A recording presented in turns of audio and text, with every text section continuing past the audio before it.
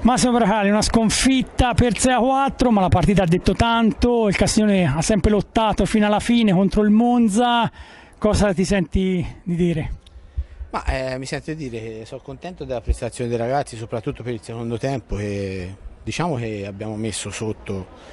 per lunghi tratti una squadra come il Monza, abbiamo avuto diverse occasioni, abbiamo preso due traverse, un palo e una traversa, il portiere alla fine ha parato, noi abbiamo magari anche sbagliato qualcosa di troppo, peccato per quel gol in contropiede di Olmos nel secondo tempo, se no ero convinto la partita poteva andare diversamente.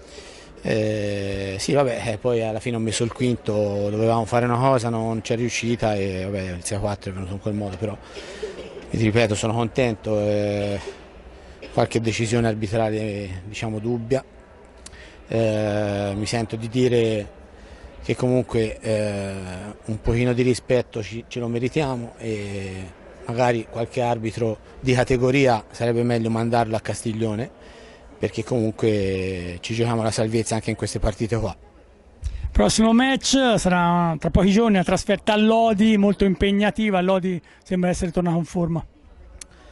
Lodi sicuramente è una grande squadra, Gigio ha cambiato tanto quest'anno, quindi ha avuto sicuramente all'inizio un po' di difficoltà ad amalgamare la squadra, ora sta venendo fuori